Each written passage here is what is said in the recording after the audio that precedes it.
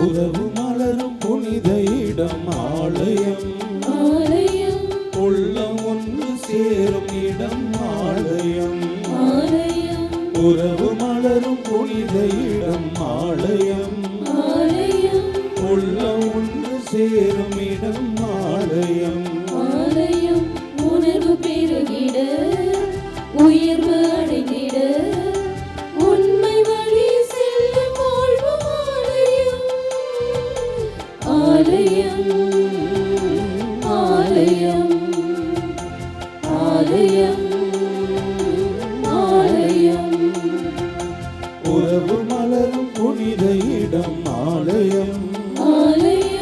உள்ள ஒன்று சேரும் இடம் ஆலயம்.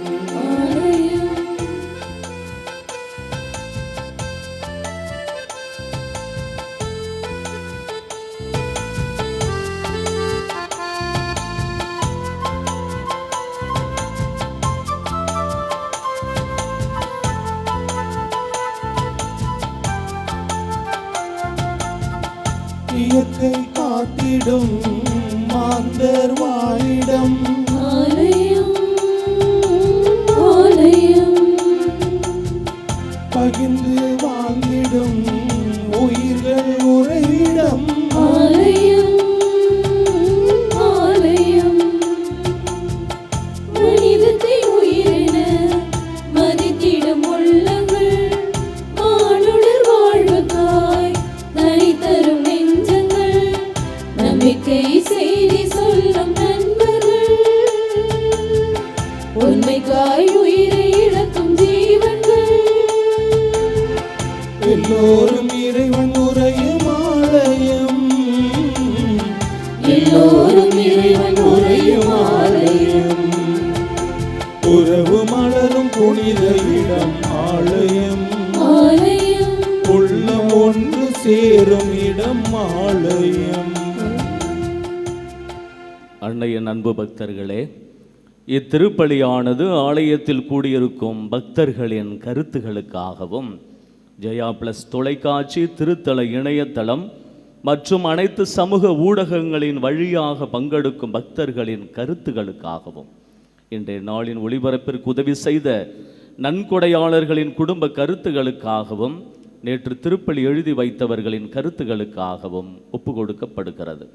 மேலும் இந்த ஒளிபரப்பை காணுகின்ற அனைத்து அன்னையின் பக்தர்களையும் இறைவன் நிறைவாக ஆசீர்வதிக்கவும் இத்திருப்பலியில் மன்றாடுவோம். Dear devotees, this mass is offered for all the faithful gathered here and those who are participating through Jaya Plus, Shrine Web TV as well as other social media, and a special way for all the sponsors of this live telecast mass and those who wrote their mass intentions yesterday, and all the devotees of Our Lady of Good Health Velangani who are watching the same.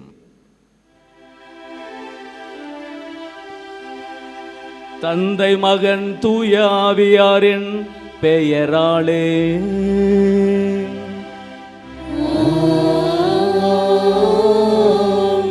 நம் ஆண்டவராகிய இயேசு கிறிஸ்துவின் அருளும் கடவுளின் அன்பும் தூய ஆவியாரின் நட்புறவும் உங்கள் அனைவரோடும் இருப்பதாக.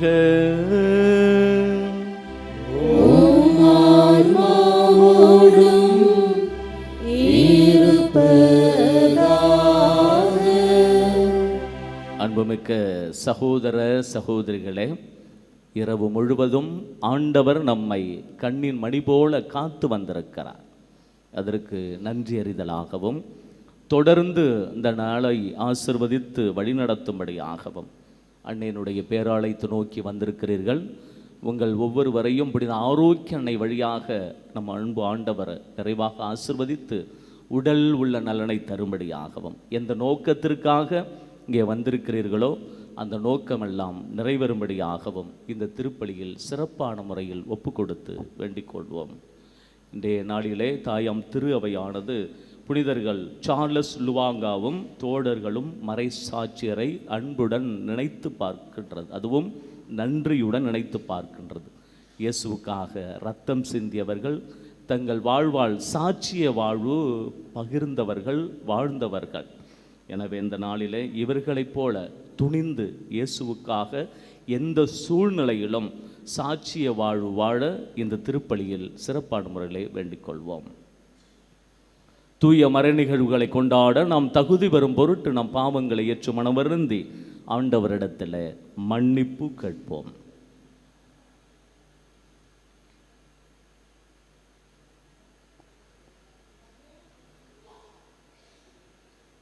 எல்லாம் அல்ல இறைவனிடமும் சகோதர சகோதரிகளிடமும் நான் பாவியை ஏற்றுக்கொள்கின்றேன். ஏனெனில் என் சிந்தனையாலும் சொல்லாலும் செயலாலும் கடமையில் தவறியதாலும் பாவங்கள் பல செய்தேன். என் பாவமே, என் பாவமே, என் பெரும் பாவமே. ஆகையால் எப்பொழுதும் கன்னியான புனித மரியாவையும் வான தூதர் புனிதர் அனைவரையும் சகோதர சகோதரிகளே உங்களையும் நம் இறைவனாகிய ஆண்டவரிடம் எனக்காக வேண்டிக் கொள்ள மன்றாடுகின்றேன். எல்லாம் அல்ல இறைவன் நம் மீது இரக்கம் வைத்து நம் பாவங்களை மன்னித்து நம்மை நிலை வாழ்வுக்கு அழைத்து செல்வாராக. ஆமென். ஜெபிப்போமாக. இறைவா, மறை சாட்சியரின் இரத்தம் கிறிஸ்தவர்களின் வித்தாக விளங்க செய்தீரே. புனித சார்லஸும் அவருடைய தோடர்களும் தங்கள் இரத்தத்தால் நீர் பாய்ச்சிய திரு அவை என்னும் தோட்டம் எக்காலமும் செழிப்புற்று மிகுதியான அறுவடையை தொடர்ந்து தர செய்வீராக. உம்மோடு தூய ஆவியாரின் ஒன்றிப்பில் இறைவனா என்றென்றும் வாழ்ந்து ஆட்சி செய்கின்ற எங்கள் ஆண்டவரும் உம் திருமகனுமாகிய இயேசு கிறிஸ்து வழியாக உம்மை மன்றாடுகின்றோம்.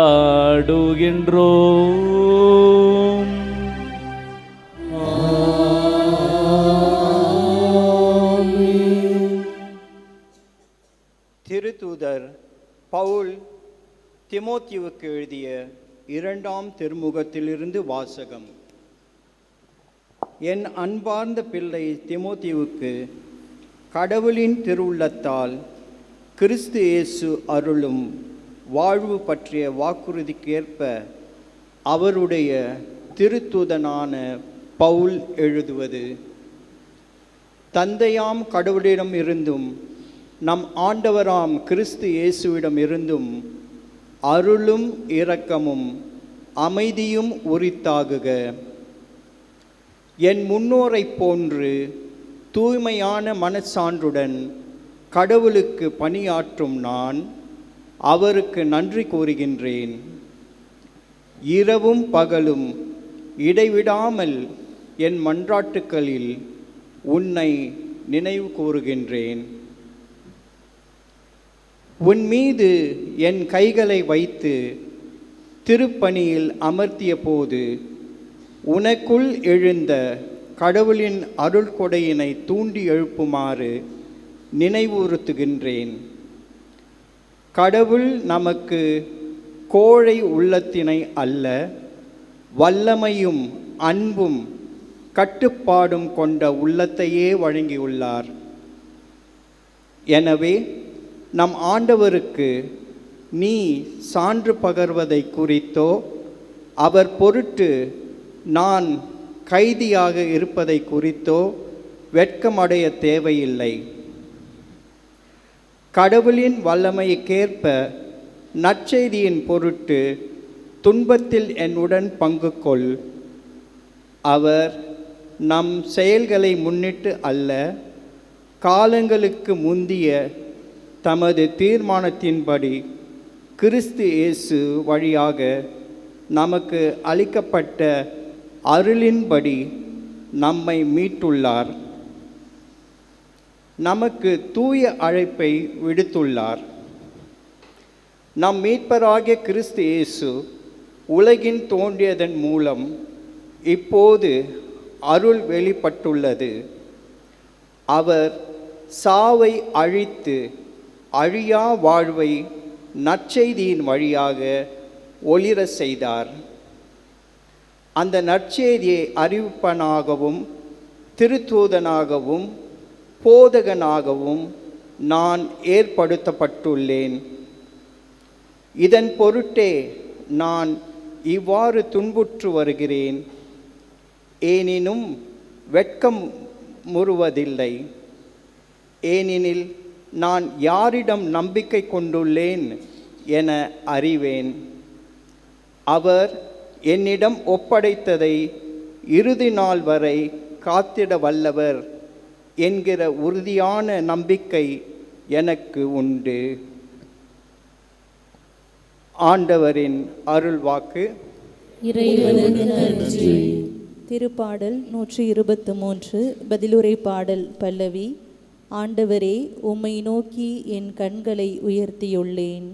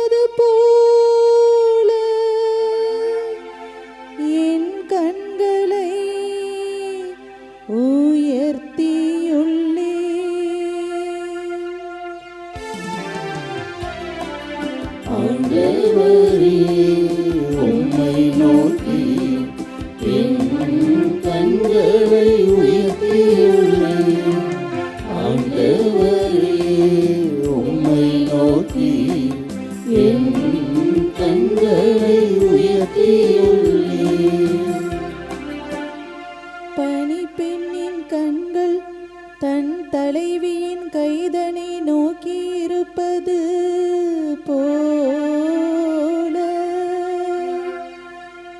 எம் கடவுளாகிய ஆண்டவரே, நீர் எமக்கு இரங்கும் வரை எம் கண்கள் உம்மையே நோக்கியிருக்கும். ஆண்டவரே, உம்மை நோக்கி என் கண்களை உயர்த்தியுள்ளேன். ஆண்டவரே, உம்மை நோக்கி என் கண்களை உயர்த்தியுள்ளேன்.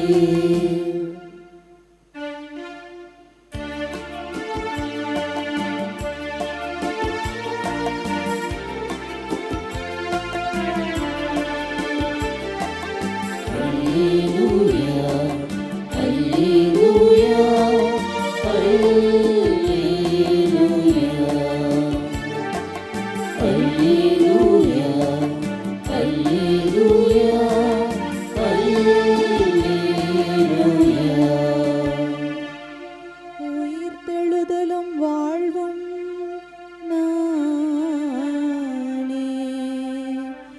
என்னிடம் நம்பிக்கை கொள்பவர் இறப்பினும் வாழ்வார். அல்லேலூயா, அல்லேலூயா, அல்லேலூயா,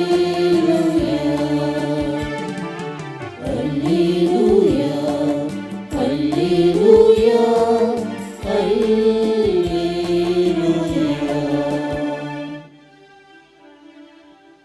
ஆண்டவர் உங்களோடு இருப்பாராக. ஆன்மாவோடும் இருப்பாராக. மார்க் மார்க்கு எழுதிய நற்செய்தியிலிருந்து வாசகம். ஆண்டவரே மாட்சி உமக்கே.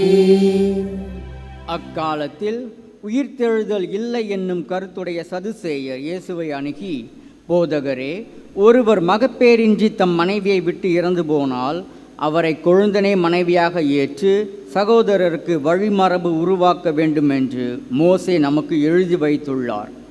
சகோதரர் 7 இருந்தனர். மூத்தவர் ஒரு பெண்ணை மணந்து மகப்பேரின்றி இறந்தார். இரண்டாம் அவர் அவரை மணந்து அவரும் மகப்பேரின்றி இறந்தார். மூன்றாம் அவருக்கும் அவ்வாறே நிகழ்ந்தது. 7 பேருக்கும் மகப்பேறு இல்லாமற் போயிற்று. அனைவருக்கும் கடைசியாக அப்பெண்ணும் இறந்தார். அவர்கள் உயிர்த்தெழும்போது அவர்களுள் யாருக்கு மனைவியாக இருப்பார்? ஏனெனில் 7 அவரை மனைவியாக கொண்டிருந்தனரே என்று கேட்டனர்.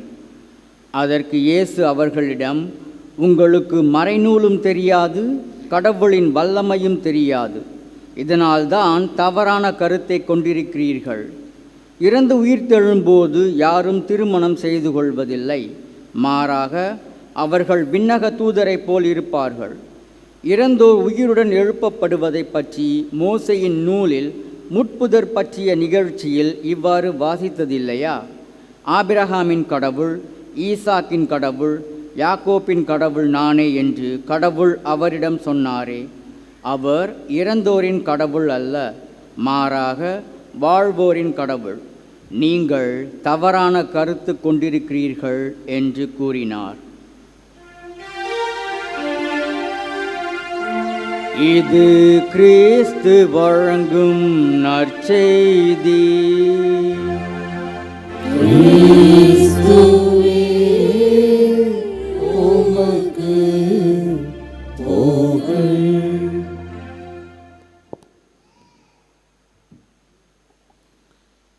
இயேசுவில் பிரியமான சகோதர சகோதரிகளே, ஒரு பங்கில் பங்கு தந்தையாக இருந்தபொழுது நடந்த நிகழ்வு இது. அப்போ தான் புதுசாக கோயில் கட்டி கொண்டிருந்தோம், பங்கு கோயில். பங்கு கோயிலிருந்து கொஞ்சம் தூரம், ஒரு 250 இல்லை 300 மீட்டர் தூரம் தான் இருக்கும் சாலை.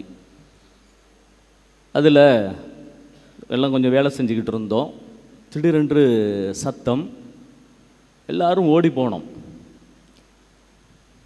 கொஞ்சம் ஒரு 300 மீட்டர் தூரத்தில் தான் பார்த்தா அங்கே ஒரு பையன் 22 வயசு அடிபட்டு கிடக்கிறான். அந்த பையனுடைய பெற்றோர் இந்த பங்கில் நல்ல ஒரு பெற்றோர்கள், ரொம்ப ஆன்மீகத்தில் ஈடுபாடு கொண்டவர்கள். அதுவும் சாமியார் சிஸ்டங்கன்னா ரொம்ப பெரிய, அவங்களுக்கு நல்ல ஈடுபாட்டோடு செய்வாங்க, ரொம்ப பாசமாகவும் இருக்கக்கூடியவர்கள். அவங்களுடைய பையன்தான் அடிபட்டான். எல்லாரும் பதறி அடித்து ஓடி வர்றாங்க. தாயும் ஓடி வருகிறார். பார்த்த உடனே பதறி அழுகிறார். ஏன் அப்படின்னா, உயிர் இல்லை, எந்த ரத்தமும் வரல, உள்காயந்தான், உயிர் இல்லை. பயங்கரமாக அழுது கொண்டு இருக்கிறார். உண்மையிலேயே அந்த நேரத்தில் ஆறுதலோ இல்லை ஆதரவோ எதுவும் சொல்ல முடியாத தருணம் அது. பயங்கரமான அழுகை. அந்த ஊரே கூடிருச்சு. கூடி எல்லாரும் அழுது கொண்டு இருக்கிறார்கள். முறை அப்போ தான் நான் மார்ச் வரைய போயிருக்கிறேன். தூக்கிட்டு மருத்துவமனைக்கு கொண்டு சென்றோம். இறந்துட்டாங்க, மார்ச்சூரில் வச்சுருங்க அப்படின்னு சொல்லிட்டாங்க. பிணவரையில் வைத்து ஆகிவிட்டது. கிட்டத்தட்ட அவங்களுக்கு ஒரு பையன் ஒரு பொண்ணு. ஒரு வாரம் அவர்களுக்கு, அந்த பெற்றோர்களுக்கு, அந்த பையனுடைய 22 வயசு தான், ஒரு வாரம் அவர்களுக்கு ஆறுதல் சொல்லிக்கொண்டே இருந்தேன்.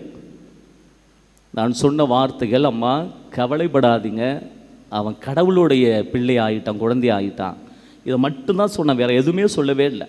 ஒரு வாரம்.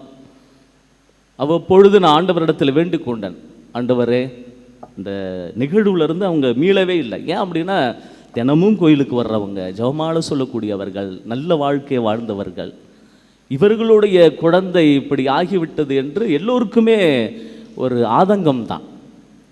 அப்பொழுது நான் கடவுளிடம் வேண்டிக் கொண்டேன், ஆண்டவரிடத்திலும் அதான் வேண்டிக் கொண்டேன், எப்படியாவது இவர்களை திடப்படுத்தும், இவர்களுக்கு புரிய வைக்கும் என்று.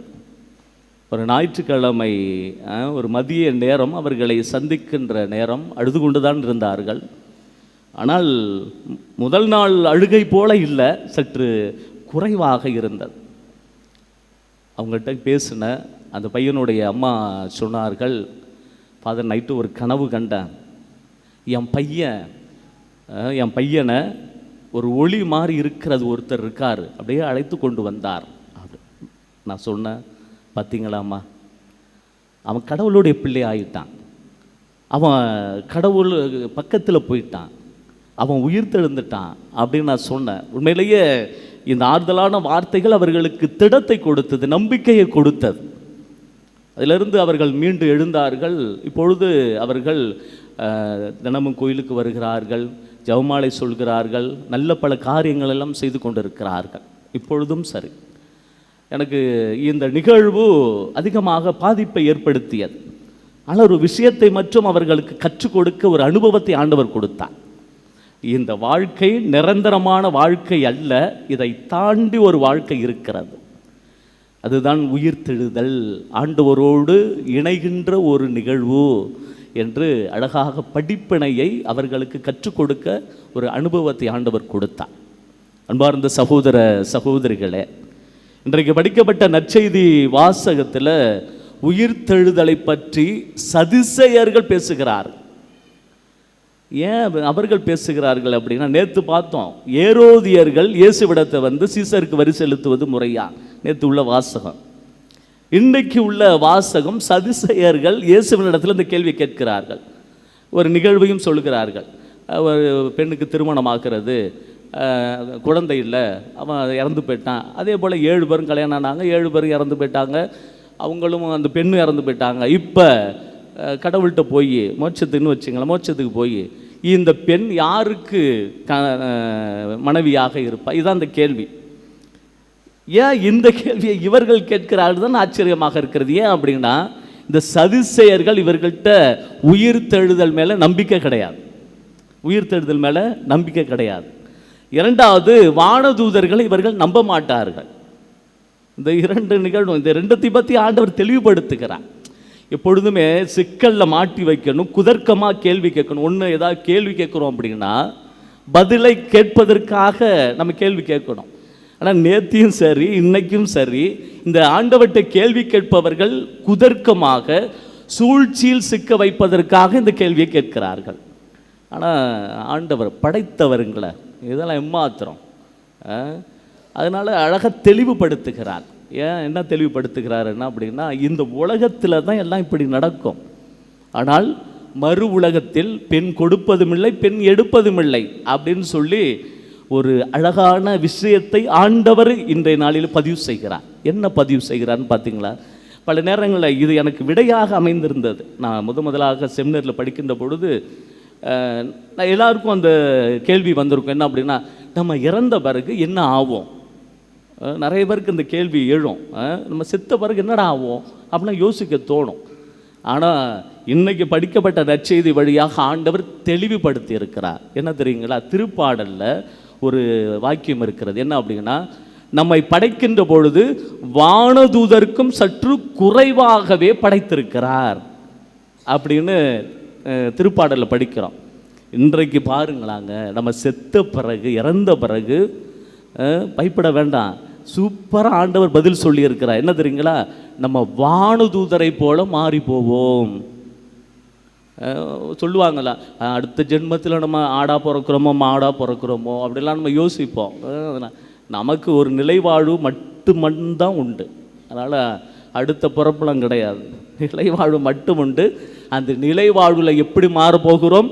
வானதூதரை போல மாறப்போகிறோம். எவ்வளோ அழகான விஷயத்தை இங்கே ஆண்டவர் பதிவு செய்கிறார் பாருங்கள். வானதூதரை போல மாறப்போகிறோம். கேள்விக்கு விடை கிடைத்து விட்டது. ஒன்று. இரண்டாவதாக ஆண்டவர் பதிவு செய்கிறார், நான் இறந்தோரின் கடவுள் அல்ல, வாழ்வோரின் கடவுள் அப்படின்னு பதிவு செய்கிறார். ஆபிரகாம், ஈசாக்கு, யாக்கோப் அப்படின்னா வழிவடையாக வருகின்ற வாழ்வோரின் கடவுள் என்று இன்றைய நாளிலே பதிவு செய்கிறார். அன்பார்ந்த சகோதர சகோதரிகளே, ஒரு அழகான விஷயத்தை ஆண்டவர் நம்மிடத்தில் உறுதிப்படுத்தி இருக்கிறார், தெளிவுபடுத்தி இருக்கிறார். நாம் இறந்த பிறகு என்னவாக மாறப்போகிறோம் என்று தெளிவுபடுத்தி இருக்கிறார்.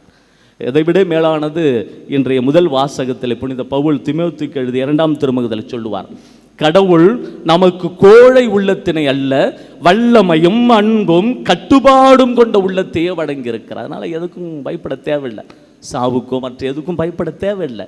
ஏன் அப்படின்னா வல்லமையும் அன்பும் கட்டுப்பாடும் கொண்ட உள்ளத்தை கொடுத்திருக்கிறார்.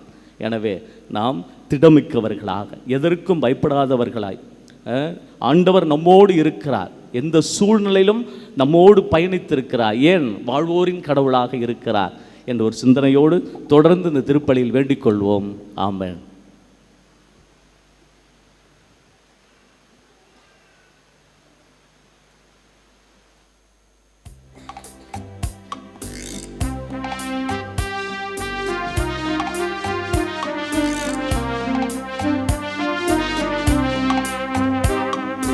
பொன்னும் பொருளும் இல்லை என்னிடத்தில், ஒன்றும் இல்லை உன்னிடத்தில் என்னை கொடுத்தே. பொன்னும் பொருளும் இல்லை என்னிடத்தில், ஒன்றும் இல்லை உன்னிடத்தில் என்னை கொடுத்தே. சொந்தம் பந்தமும் எல்லாம் நீ என சொல்லி வந்து, தந்தையும் என் தாயும் நீ என்றோ, நீ என்னையாளும் மன்னவன் என்றோ. பொன்னும் பொருளும் இல்லை என்னிடத்தில், ஒன்றும் இல்லை உன்னிடத்தில் என்னை கொடுத்தே. அன்புமிக்க சகோதர சகோதரிகளே, எங்களுடையதும் உங்களுடையதுமான இப்பலி எல்லாம் அல்ல தந்தையாகிய இறைவனுக்கு ஏற்றதாகும்படி செவியுங்கள். ஆண்டவர் தமது பெயரின் புகழ்ச்சிக்காகவும் ஆட்சிக்காகவும் நமது நன்மைக்காகவும் புனித திரு அவை அனைத்து நலனுக்காகவும் உமது கையிலிருந்து இப்படியை ஏற்றுக்கொள்வாராக. ஆண்டவரே, உமக்கு பழிபொருள்களை ஒப்பு கொடுக்கும் நாங்கள் உம்மை பணிவுடன் வேண்டுகின்றோம்.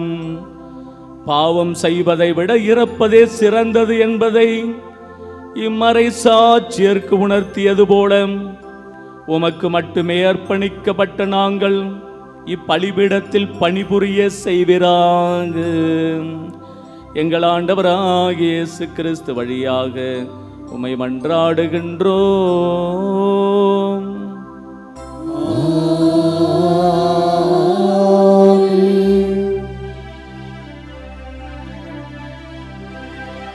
ஆண்டவர் உங்களோடு இருப்பாராக.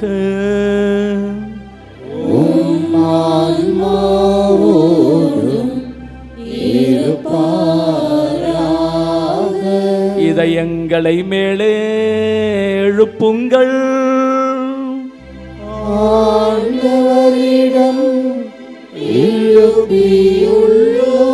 நம் இறைவனாகிய ஆண்டவர்க்கு நன்றி கூறுவோம்.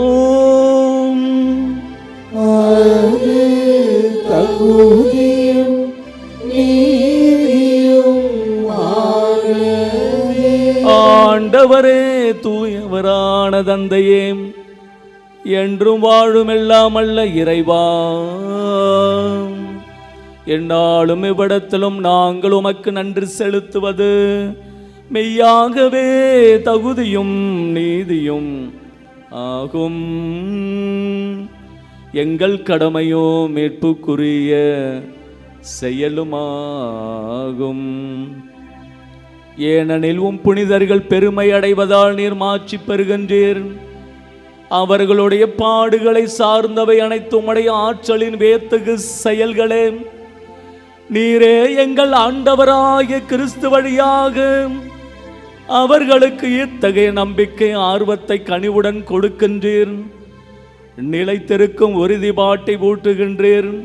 கடும் துயரிலும் வெற்றியை அளிக்கின்றீர். ஆகவே ஆற்றல் மிகுந்த விண்ணவரோடு சேர்ந்து நாங்களும் அந்நுலையில் இடையராது உமது மாட்சியை கொண்டாடி முடிவின்றி ஆர்ப்பரித்து ஒரே குரலாய்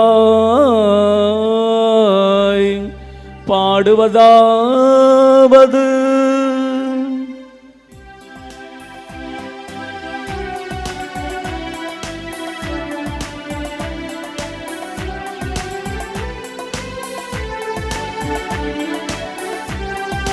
தூயவர் தூயவர் தூயவர் வான்படைகளின் கடவுளாம் ஆண்டவர் ஆண்டவர். விண்ணகமும் மண்ணகமும் உமது மாட்சியால் நிறைந்துள்ளன.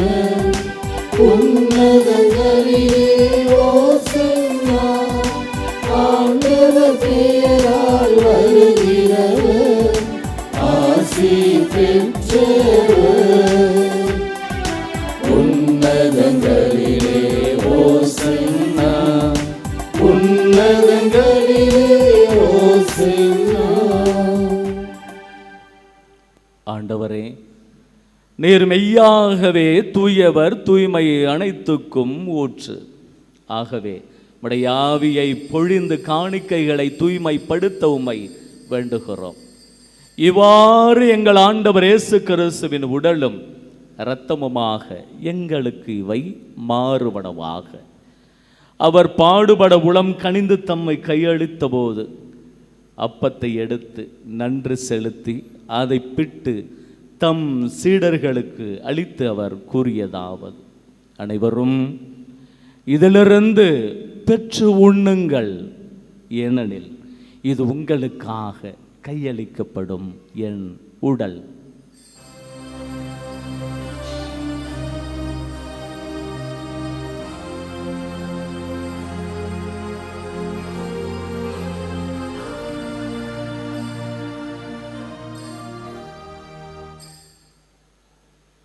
அவ்வண்ணமே இரவு விருந்தை அருந்திய பின் கிண்ணத்தையும் எடுத்து மீண்டுமக்கு நன்றி கூறி தம் சீடர்களுக்கு அளித்து அவர் கூறியதாவது, அனைவரும் இதிலிருந்து பெற்று பருகுங்கள், ஏனெனில் இது புதிய நிலையான உடன்படிக்கைக்குரிய என் இரத்தத்தின் கிண்ணம்.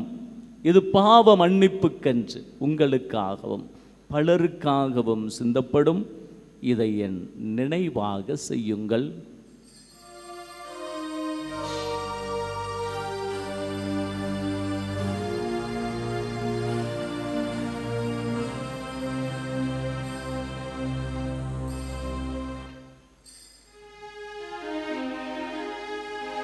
நம்பிக்கையின் மறை பொருள்.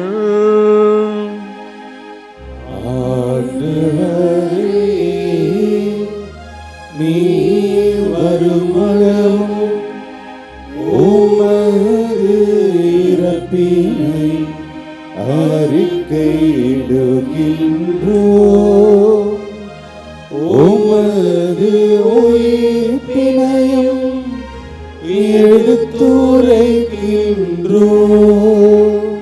ஆகவே ஆண்டவரே, நாங்கள் கிறிஸ்துவின் இறப்பினையும் உயிர்ப்பினையும் நினைவு கூர்ந்து வாழுதரும் அப்பத்தையும் மீட்பளிக்கும் கிண்ணத்தையும் உமக்கு ஒப்புக் கொடுக்கிறோம்.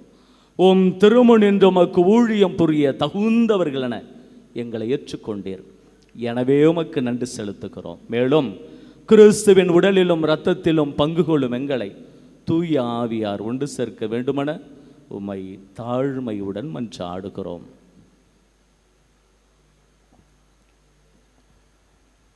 ஆண்டவரே, உலகெங்கும் பரவியிருக்கும் உமது திரு அவையை நினைவு கூர்ந்தருளும். எங்கள் திருத்தந்தை லியோ, எங்கள் ஆயர் டி சகாயராஜ், எல்லா திருநிலையினர் அனைவரோடும் உமது திரு அவை அன்பில் நிறைவு பெற செய்தருளும்.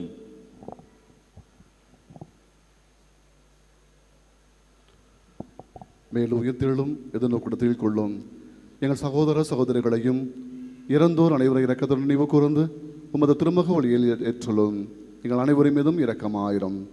கடவுளை கன்னித்தாயான புனித மரியா, அவருடைய கணவரான புனித யோசேப்பு, புனித திருத்தூதர்கள், இவ்வுலகிலேயே உமக்கு உகந்தவர்களாக இருந்து ஆகிய புனித அனைவருடன் நாங்கள் நிலை வாழ்வில் பங்கு கொள்ளும் தகுதி பெற்று உம் திருமகன் இயேசு கிறிஸ்து வழியாக உம்மை புகழ்ந்தெடுத்து வருமருள மன்றாடுகிறோம்.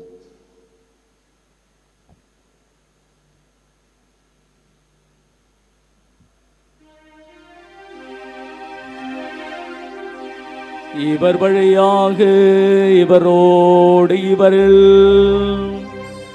எல்லாம் வல்ல இறைவனாகிய தந்தையே,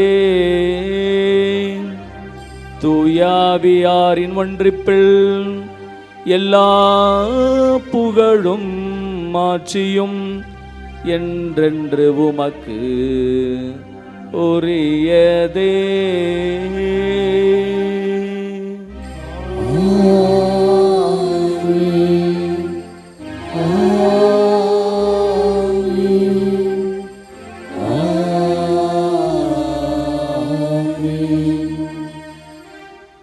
மீட்பரின் கட்டளையால் கற்பிக்கப்பட்டு இறை படிப்பனையால் பயிற்சி பெற்ற நாம் துணிந்து பாடுவோம்.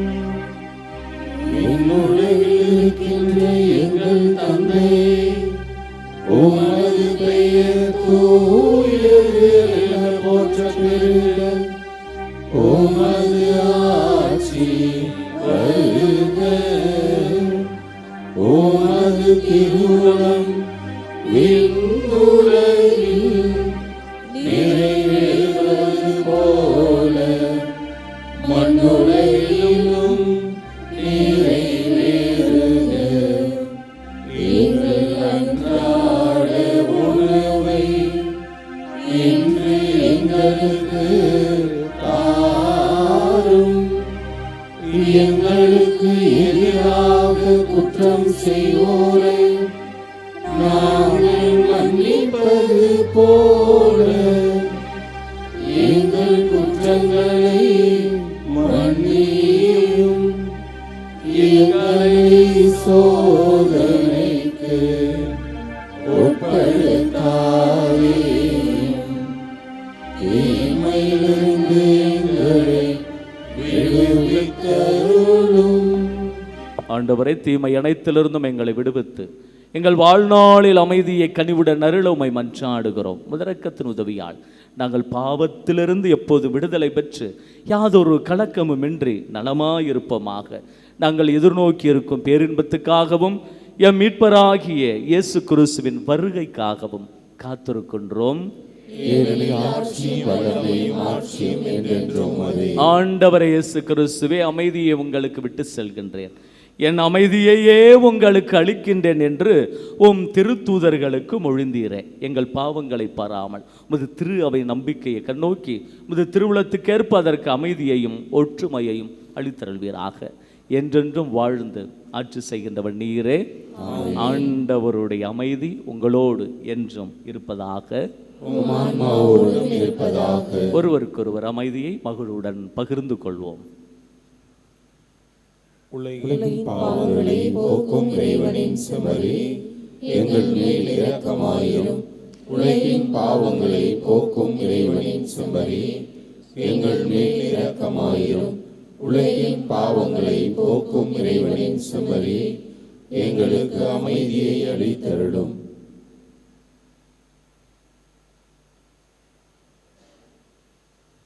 இதோ இறைவனின் செம்மறி, இதோ உலகின் பாவங்களை போக்குபவர். செம்மறியின் விருந்துக்கு அழைக்கப்பட்ட நாம் அனைவருமே பேறு பெற்றோர்.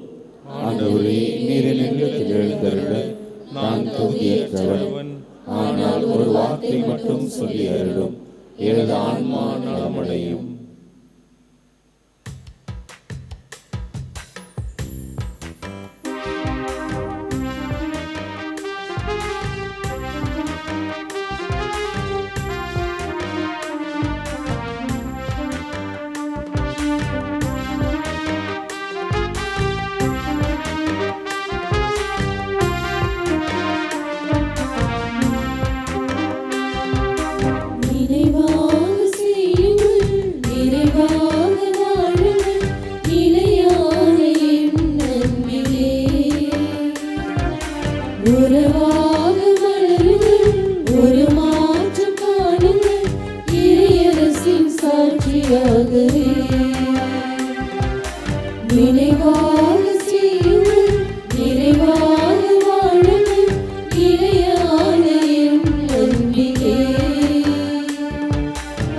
உறவாக மலருங்கள்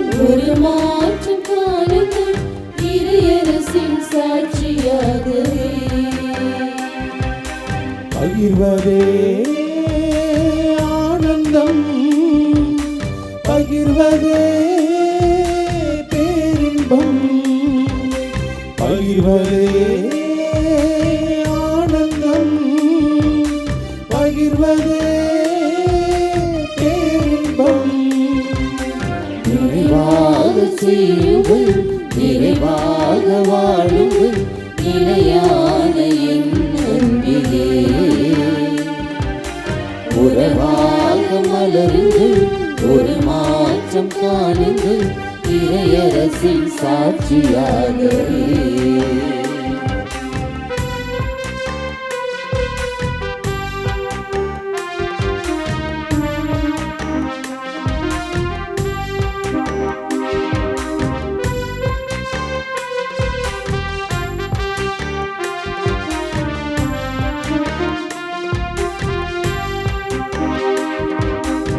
ஐந்து அப்பம் இரண்டு மீனை அதிசயமாய் பழுக செய்து பகிர்ந்தளித்து பசி தீர்த்தாரே.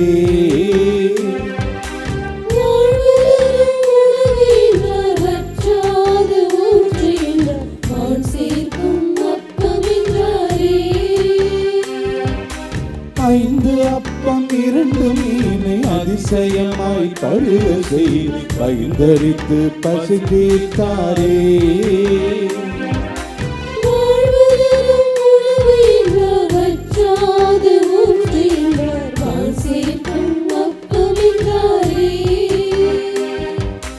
ஓருடனாய் மாற திருக்கின்றம் நாம் பகிர்வோம், ஓர் குலமாய் வாழ வேற்றுமைகள் களைவோம், மனித மலர அன்பில் வாழுவோம், மனித மலர அன்பில் வாழுவோம்.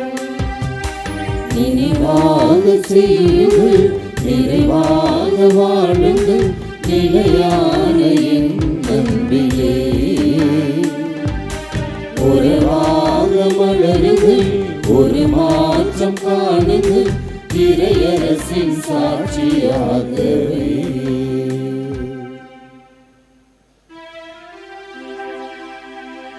நன்றி கூறி மன்றாடுவோமாக. ஆண்டவரே, புனிதர்களின் மறை சாட்சியத்தினுடைய வெற்றியின் நினைவாக நாங்கள் திருவுணவை உட்கொண்டுள்ளோம். அதனால் துன்பங்களை தாங்கிக் கொள்ள இத்திருவுணவு அவர்களுக்கு உதவி செய்தது போல எங்களுக்கு நேரிடும் இன்னல்களில் நாங்கள் நம்பிக்கையிலும் அன்பிலும் உறுதியாய் இருக்க அது உதவிட அருள் புரிவீராக. எங்கள் ஆண்டவராகிய இயேசு கிறிஸ்து வழியாக உம்மை மன்றாடுகின்றோம்.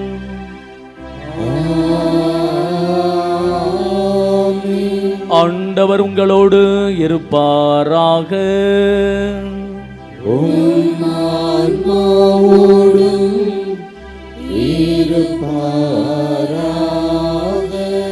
புனித ஆரோக்கிய அன்னையின் ஆசீர்வாத மன்றாடுவோம்.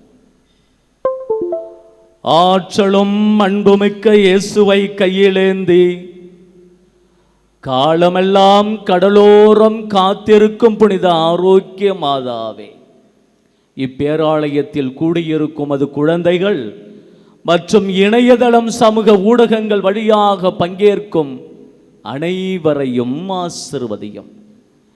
இவர்களின் மனம் சோர்ந்து போகும்போது பால்கார பாலகனின் பால்குடத்தை பொங்க செய்தது போல இவர்களின் மனங்களையும் மகிழ்ச்சியால் பொங்க வையும். இவர்கள் தோல்வியால் துவண்டு போகும்போது நடக்க இயலாத சிறுவனை நடக்க வைத்தது போல இவர்களையும் எழுந்து நடக்க வையும். இவர்கள் துன்பக் கடலில் தத்தளித்து தடுமாறும் போது போர்ச்சுகீசிய மாலுமிகளை கரை சேர்த்தது போல இவர்களையும் கரை சேர்த்தரலும்.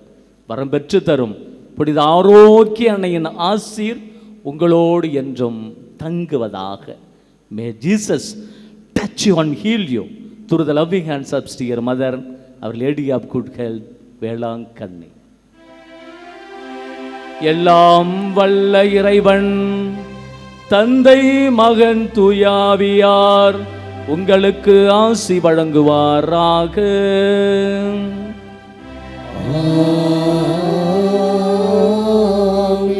நமக்கு துணை செய்யும் ஆண்டவர் நம் பக்கம் இருக்க சென்று வாருங்கள்.